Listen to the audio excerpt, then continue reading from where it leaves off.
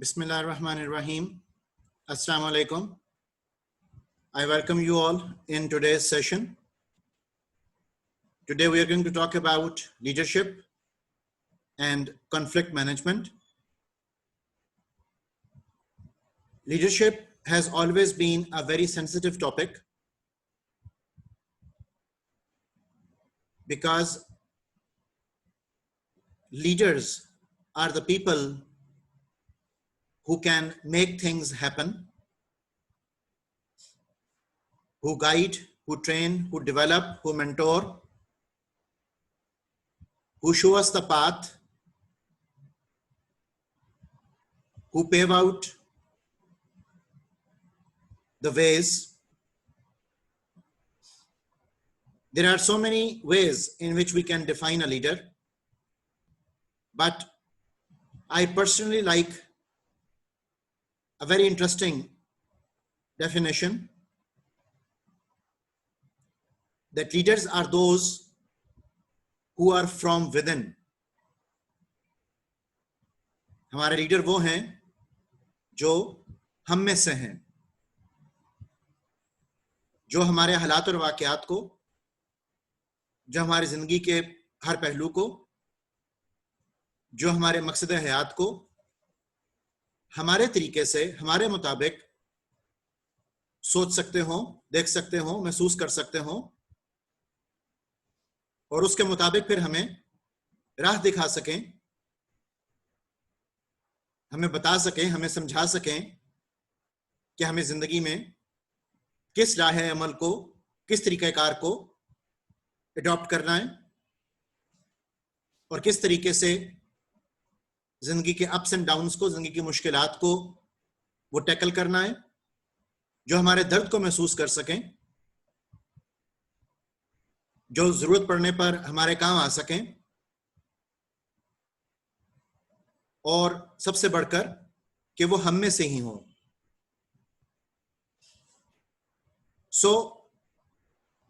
Leader आपको शायद जिंदगी में बहुत से मिलेंगे, लेकिन असल लीडर आपका वो होता है जो आपको इन्फ्लुएंस कर रहा हो। अब वो डिफरेंट शोबा है, जिंदगी से बिलोंग कर सकता है, उसका ताल्लुक पॉलिटिक्स से हो सकता है, उसका ताल्लुक खेल के मैदान से हो सकता है, उसका ताल्लुक मजहब से हो सकता है, वो किसी मस्जिद, मंदिर, चर्च से बिलोंग कर सकता है, वो किसी इंडस्ट्री का हेड हो सकता, किसी इंडस्ट्रियल यूनिट का हेड हो सकता है, वो साइंटिस्ट हो सकता है, वो राइटर हो सकता है। लीडर्स मुख्तलिफ शक्लों में, मुख्तलिफ शोबा जिंदगी से बिलोंग करते हुए, मुख्तलिफ तर्ज जिंदगी के मालिक होते हुए हमारी जिंदगी को मुख्तलिफ हवालों से वो इफेक्ट कर रहे होते हैं। और ऐसा बहुत नायाब होगा कि आपको कोई एक लीडर ऐसा मिले जो हर शोबा है जिंदगी में हरफन मौला हो।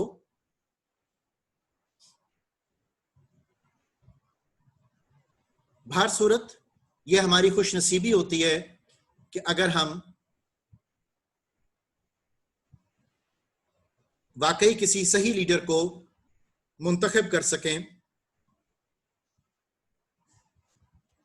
और कोई सही लीडर हमें मुयस्सर हो सके जो कि साहिब नजर भी हो।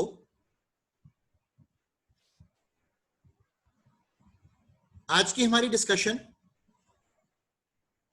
इसी लीडरशिप कॉन्टेक्स्ट में चलेगी, लेकिन यहां पर हम अपने कोर्स के हवाले से स्पेसिफिकली उन लीडर्स की बात करेंगे जो कि एक ऑर्गेनाइजेशन के अंदर मैनेजरियल अथॉरिटी भी रखते हों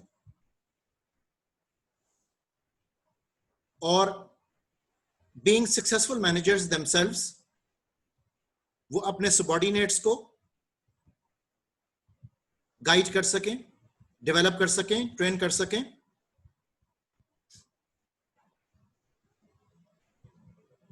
अब लीडरशिप के कॉन्टेक्स्ट में जब बहुत से लोगों ने सोचना शुरू किया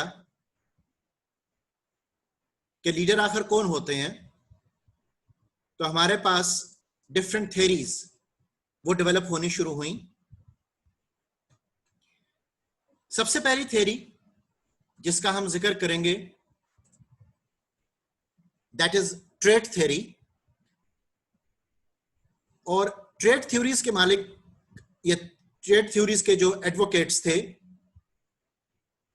उन्होंने कहा कि these are the theories that consider personality, social, physical और intellectual traits to differentiate leaders from non leaders. इनका कहना यह था कि लीडर्स में कुछ खसूसियात होना जरूरी हैं, और जब तक वो खसूसियात नहीं होंगी वो शख्स लीडर नहीं बन सकता। और वही खसूसियात एक लीडर को नॉन लीडर से मुमताज करेंगी। फॉर एग्जाम्पल, यहां पर अब हम कुछ ट्रेट्स देखते हैं लीडरशिप ट्रेट्स में। पहली ट्रेट है एक्सट्रावर्जन, दूसरी ट्रेट है कंसेंट्रसनेस, तीसरी ट्रेट है ओपननेस, चौथी ट्रेट है इमोशनल इंटेलिजेंस। सो मुख्तलिफ तरह की ट्रेट्स को मुख्तलिफ लोगों ने आइडेंटिफाई किया और यह सोचना शुरू किया कि उनकी शख्सियत में, उनके समाजी पहलू में, उनके ज़ाहिरी निखार में, उनके जहनी नशोनुमा में इन चीज़ों का होना वो ज़रूरी है, और उन ट्रेट्स की बिना पर हम उनको लीडर वो पहचान लेते हैं, बना लेते हैं। सो लीडरशिप थ्योरीज का मेन खुलासा यह था कि leaders are born not made, कि बाय बर्थ लीडर्स जो होते हैं वो आइडेंटिफाइड होते हैं, और कोई भी शख्स अपनी जदोजहद से शायद लीडर डायरेक्टली वो ना बन सके। अब ट्रेट थ्योरीज की कुछ लिमिटेशंस थी हमारे पास। For example, no universal traits found that predict leadership in all situations. अब लोगों ने मुख्तलिफ शुबाए जिंदगी से ताल्लुक रखने वाले लीडर्स की खसूसियात को आइडेंटिफाई तो किया, लेकिन कोई ऐसा सेट ऑफ ट्रेट्स, ऐसी सेट ऑफ खसूसियात हमें ना मिल सकी कि जिसको हम यूनिवर्सली अप्लाई कर सकें कि हर लीडर में इन खसूसियात का होना तो वो जरूरी है। Second limitation was that unclear evidence of the cause and effect of relationship of leadership and traits. और अक्सर औकात हमें यह भी वाज़िया ना हो सका कि लीडर की ट्रेट क्या होगी और उस ट्रेट का ताल्लुक उसके बीइंग लीडर होने से वो क्या है। सो कॉज एंड इफेक्ट हम ट्रेट्स और लीडरशिप के दरमियान अक्सर ना बना सके।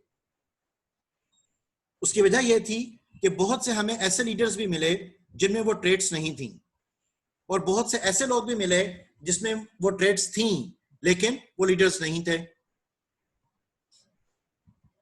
तीसरी लिमिटेशन जो थ्योरी हमें बता रही है, that better predictor of the appearance of leadership than distinguishing effective and ineffective leaders, कि हम ट्रेट्स को यूज करके जाहिरी तौर पर शायद एक लीडर को हम प्रेजेंट कर सकें, लेकिन हम शायद ये नहीं बता पाएंगे कि वो लीडर इफेक्टिव भी होगा कि नहीं होगा। उसको हमने लीडरशिप की डेजिग्नेशन तो दे दी, हमने उसको मुकाम तो लीडरशिप का दे दिया, लेकिन क्या वो उस मुकाम को जस्टिफाई भी कर पा रहा है कि नहीं कर पा रहा है। So that was the discussion. अब जो डिफरेंट ट्रेट्स हमने देखी, जैसा कि extraversion, conscientiousness and openness to experience, इसमें मेन असम्पशन ये थी कि लीडर्स आर बॉर्न, और हमारा जो गोल सेटिंग बनी इस थ्योरी के हवाले से वो ये थी कि एज दे आर बॉर्न, तो अब हमें उनको आइडेंटिफाई करना है, उनको सिलेक्ट करना है और उनको इलेक्ट करना है एज लीडर्स। उसमें प्रॉब्लम हमारे सामने क्या आई कि traits do not generalise across situations, कि वो ट्रेट हमें हर लीडर के लिए जस्टिफाई नजर नहीं आती थी। And better at predicting leader emergence than leader effectiveness, कि जाहिरी तौर पर एक स्टार्टिंग लेवल के ऊपर हमने ट्रेड्स आइडेंटिफाई करके एक लीडर को पिक तो कर लिया, लेकिन उसकी इफेक्टिवनेस बाद में चलकर अगर करामत ना हो सकी तो वहां पर हमारी थ्योरीज जो थी वो चैलेंज हो गई। इसके बाद हमारे पास बिहेवियरल थ्योरीज का एक सेट आता है। बिहेवियरल थ्योरीज ऑफ लीडरशिप में it says that theories proposing that specific behaviors differentiate leaders from non-leaders. अब इनका कहना यह था कि ट्रेड्स की बजाय ये बिहेवियर होता है जो एक लीडर को नॉन लीडर से डिफरेंशिएट करता है. So behavioral theories said that leadership behavior can be taught. कि अगर कोई लीडर इस वक्त अगर किसी के पास अभी लीडरशिप क्वालिटीज और ट्रेड्स नहीं भी हैं तो हम उसको सिखा सकते हैं कि वो लीडर कैसे बन सकता है. जिसके बरक्स स्टेट थ्योरीज का कहना यह था कि leaders are born not made, कि ये बाय बर्थ इंसान की क्वालिटी होती है, कोई भी शख्स सीख कर लीडर नहीं बन सकता. अब बिहेवियरल अप्रोच के कॉन्टेक्स्ट में डिफरेंट यूनिवर्सिटीज ने डिफरेंट रिसर्च वर्क वो लॉन्च किया. ओहायो स्टेट यूनिवर्सिटी और यूनिवर्सिटी ऑफ मिशिगन के कॉन्टेक्स्ट में उन्होंने कुछ फैक्टर्स आइडेंटिफाई किए, कुछ बिहेवियर्स आइडेंटिफाई किए और उस सेट ऑफ बिहेवियर्स में हमारे पास जो फैक्टर्स आ रहे हैं they are either initiating structures और कंसिडरेशन और they can be production orientation and employ orientation. मुख्तलिफ एक्सप्रेशंस यूज किए गए लेकिन डिटेल में जाकर उनका ओवरऑल कॉन्टेक्स्ट एक ही बन जाएगा कि the people who are belong to the consideration category, they are also employee oriented, and the people who are more having initiating structure capability, they are even having the production orientation. So यहाँ पर हमारी एक assumption बनी कि leaders can be trained. हमारा जो main इसमें गोल अब डेवलप हुआ उनको ढूंढने की बजाय we have to develop them. And the problem again associated with behavioral approach was that effective behaviors do not generalize across situation.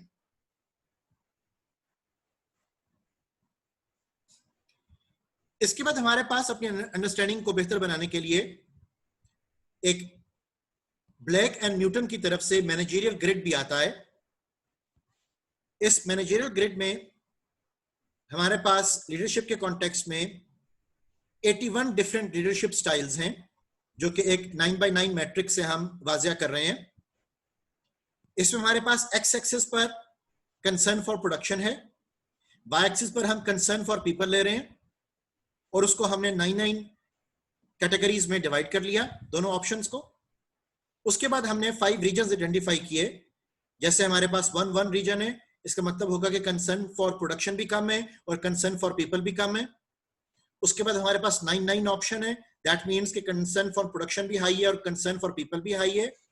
Then we have 19 जिसका मतलब होगा कंसर्न फॉर प्रोडक्शन कम है जबकि कंसर्न फॉर पीपल हाई है.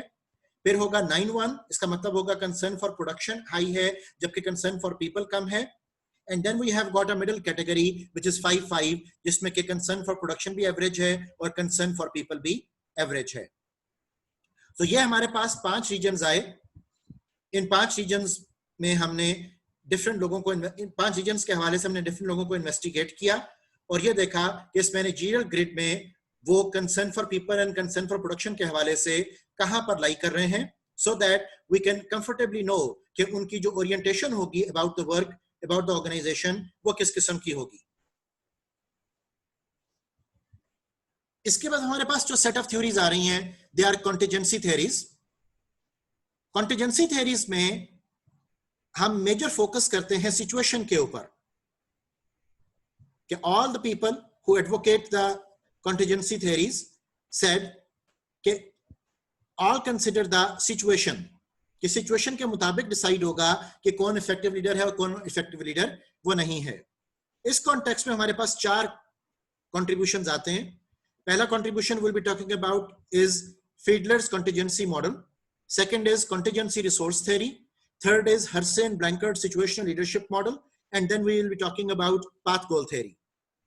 इसमें जो main assumption रही इस सारी बहस में वो ये थी कि assumptions underlying the different models. फीडलर ने कहा कि leader style is fixed, जबकि बकिया सब ने कहा कि leader style can and should be changed.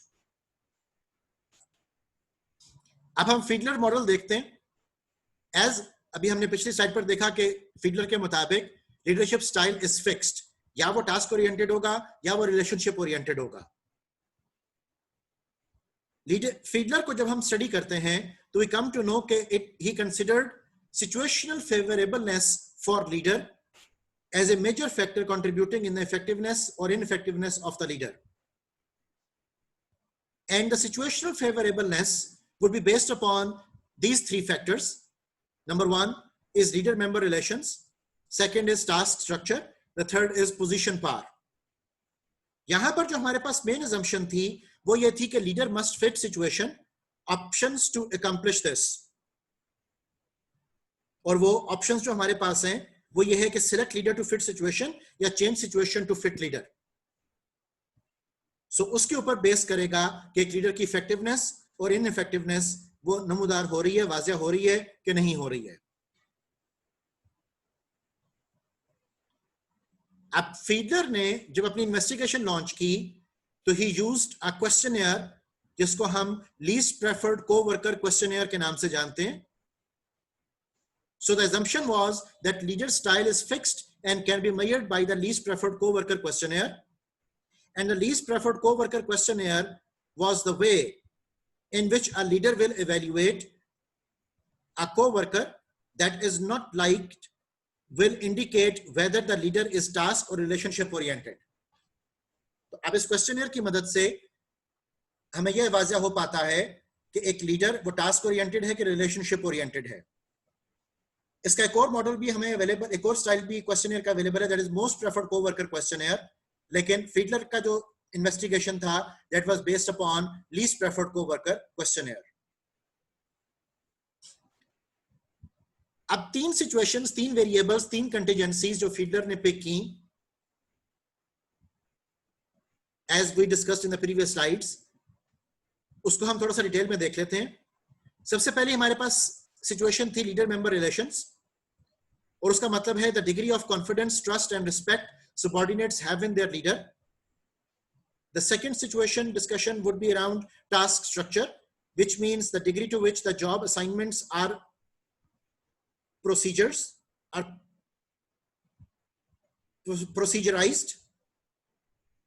And the third aspect was related to the position power, which means influence derived from one's formal structural position in the organization, which includes power to hire, fire, discipline, promote, and give salary increases. अब इन तीन factors के ऊपर based जो categories उसने बनाई, leader member relation, task structure and position power, he identified 8 situations. The first situation in which the leader member relation was good, task structure was taken up as high, and position power was taken up as powerful and strong. जिसके बरक्स अगर आप दूसरी extreme पर देखें, 8th situation, I am looking at the bottom of the slide, तो उस 8th situation में leader member relation was poor, task structure was taken up as low, and the position power was taken up as weak. और इसके दरमियान हमारे पास different situations जो हैं वो अराइज कर रही हैं. अब हमने लीस्ट प्रेफर्ड कोवर्कर क्वेश्चनर के तहत task oriented and relationship oriented leaders को आइडेंटिफाई किया, and then the survey was conducted, जिसके आउटकम्स में हमें यह पता चला कि task oriented leader would perform good. ये जो आपको डॉटेड लाइन से नजर आ रहा है, the task oriented leader would perform good in extreme situations. Either the leader member relation, task structure, position power are good, high or strong, or they are poor, low or weak. Extreme situations में task structure, task oriented leaders were having and showing higher levels of performance, जिसके बरक्स relationship oriented जो कि एक solid black line से आप देख रहे हो, उसकी जो performance थी that was relatively low. लेकिन as the situation and position gets moderate, जैसा कि अगर हम 4th सिचुएशन में देखें जिसमें कि लीडर मेंबर रिलेशन गुड है, टास्क स्ट्रक्चर लो है, पोजीशन पावर वीक है, सो उस केस में हमें जो रिलेशनशिप ओरिएंटेड लीडर की परफॉर्मेंस थी वो हाईएस्ट नजर आई.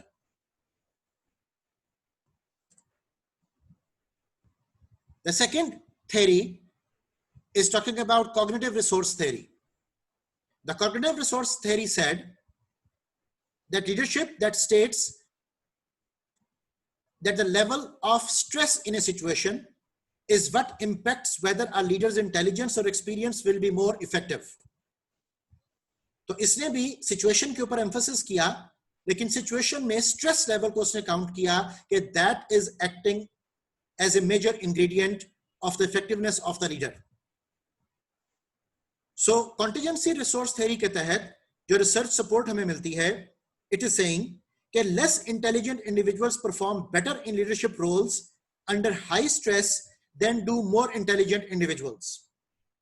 And less experienced people perform better in leadership roles under low stress than do more experienced people.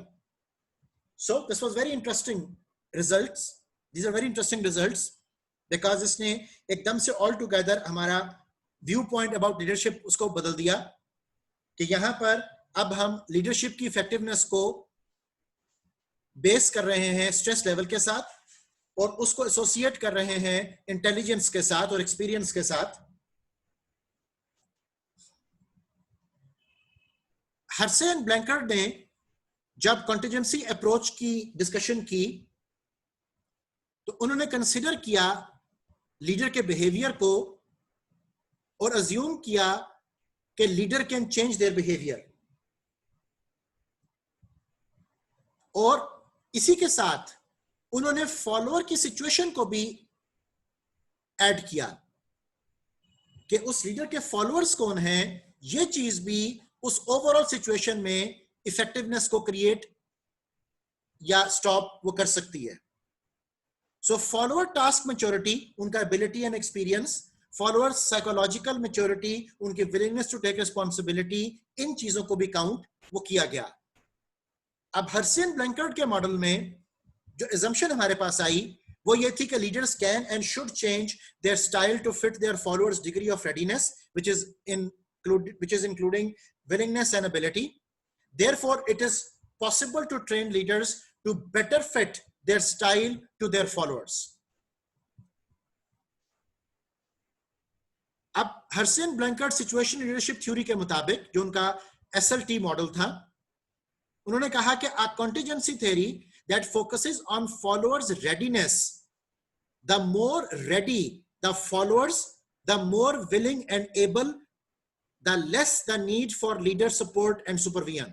कि जितने followers जो हैं वो oriented होंगे, trained होंगे, developed होंगे, willingness उनमें होगी, उतना leader का role वो comparatively, relatively कम हो जाएगा. और जितने followers कम रेडी होंगे, कम विलिंग होंगे, कम एबल होंगे, उतना लीडर का रोल वहां पर ज्यादा क्रूशियल और इंपॉर्टेंट वो हो जाएगा. जैसा कि नीचे आप इस ग्राफिकल रिप्रेजेंटेशन में भी देख रहे हो कि अगर amount of follower readiness high है तो role of leadership is relatively less, लेकिन अगर amount of follower readiness low है तो the role of leadership is supposedly high. उसकी सपोर्ट, उसकी सुपरविजन हमें ज्यादा दरकार होगी. आप डिफरेंट सिचुएशंस में Hersey Blanchard situational leadership theory के अंदर हमारे पास डिफरेंट तरह के लीडर्स मौजूद हैं, जैसे कि डेलीगेटिंग, पार्टिसिपेटिंग, सेलिंग, टेलिंग. अगर हम डेलीगेटिंग को देखें तो डेलीगेटिंग स्टाइल में task behaviour is low and relationship behaviour is also low. तो वहां पर जो स्टाइल आपका करामद होगा that would be delegating, which means low relationship and low task. जबकि पार्टिसिपेटिंग के केस में relationship behaviour is high and task behaviour is low, तो यहां पर पार्टिसिपेटिंग स्टाइल हमें रिक्वायर्ड होगा. अगर टास्क बिहेवियर हाई हो और रिलेशनशिप बिहेवियर भी हाई हो तो यहां पर जो स्टाइल हमें दरकार है high task and high relationship में, दैट इज सेलिंग. और अगर टास्क बिहेवियर हाई हो और रिलेशनशिप बिहेवियर लो हो तो वहां पे जो हमें स्टाइल दरकार होगा that would be telling, which is high task and low relationship context. अब इसके साथ हम एसोसिएट कर सकते हैं फॉलोअर की रेडीनेस को भी, और फॉलोअर की जो रेडीनेस है उसको भी 4 कैटेगरीज में डिवाइड किया गया, और उसमें जो क्वांटम हम ले रहे हैं वो बिटवीन मैच्योर एंड इमेच्योर को ले रहे हैं. फॉलोअर रेडीनेस के केस में the first type R1 would be the follower who is unable and unwilling. The second can be unable and willing. The third can be able and unwilling. And the fourth can be able and willing. तो ये चार तरह के हमारे पास followers जो हैं वो मौजूद हैं. और अगर हम इस फॉलोअर रेडीनेस के मुताबिक लीडरशिप स्टाइल को पिक करें तो हमें ये पता चलेगा कि अगर वो अनविलिंग एंड एबल है तो we have to perform the supportive participation. अगर वो विलिंग एंड एबल है तो we need to go for monitoring. अगर वो अनेबल एंड विलिंग है तो उस केस में high task and relationship orientation. और अगर वो अनेबल एंड अनविलिंग है तो वहां पर जो हमें लीडरशिप स्टाइल चाहिए होगा दैट वुड बी डायरेक्टिव. अब इसके बाद जो हमारे पास एक डिस्कशन कॉन्टेक्स्ट शुरू हो रहा है दैट इज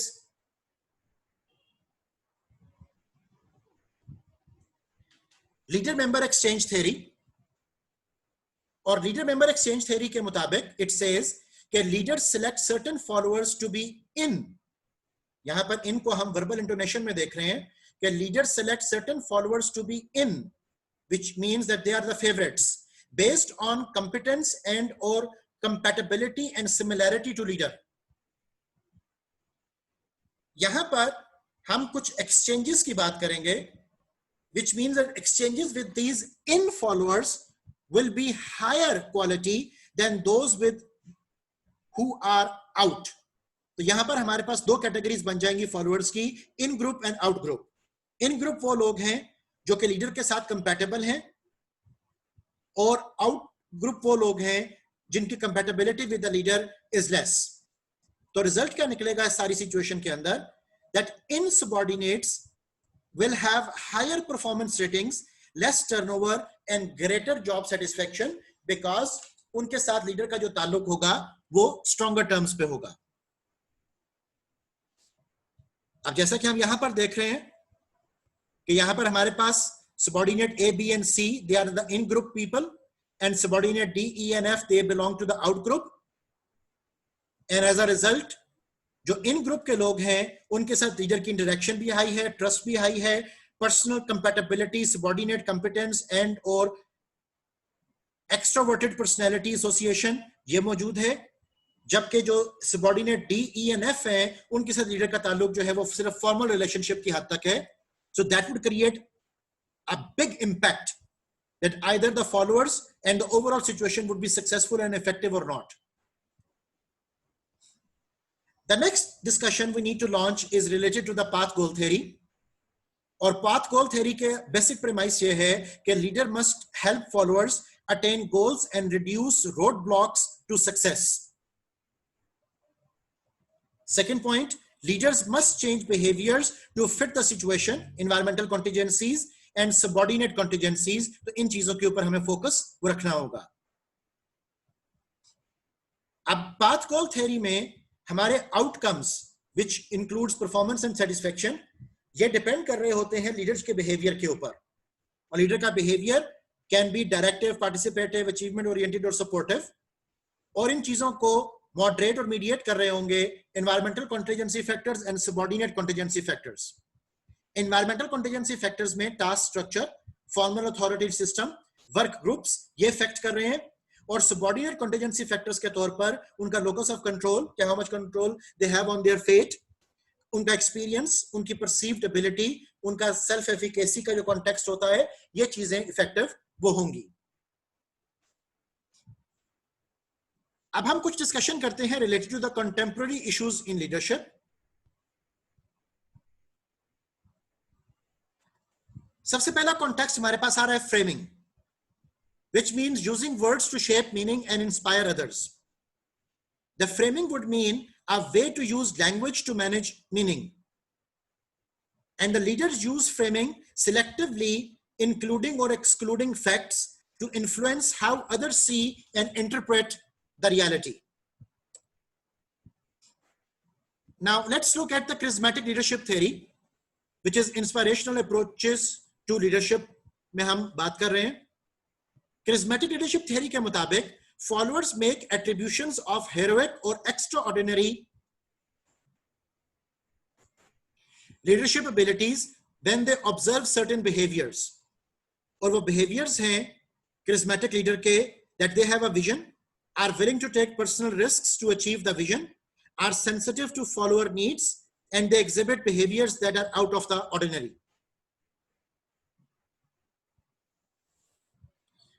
Key characteristics अगर हम charismatic leaders की देखें, the first one is vision and articulation. इसका मतलब ये होगा कि they have a vision expressed as an idealized goal that proposes a future better than the status quo. वो change oriented होते हैं, adaptive होते हैं, and is able to clarify the importance of the vision in terms of that they understand each other. अगर हम personal risk की बात करें तो willing to take on high personal risk, incur high costs, and engage in self-sacrifice to achieve the vision. Environmental sensitivity के मुताबिक they are able to make realistic assessments of the environmental constraints and resources needed to bring about change. और अगर हम sensitivity की बात करें to the follower need, so they have perspective of others' abilities and responsive to their needs and feelings. If we talk about unconventional behavior, so they engage in behaviors that are perceived as novel and counter to norms. So ये charismatic leaders की qualities हैं.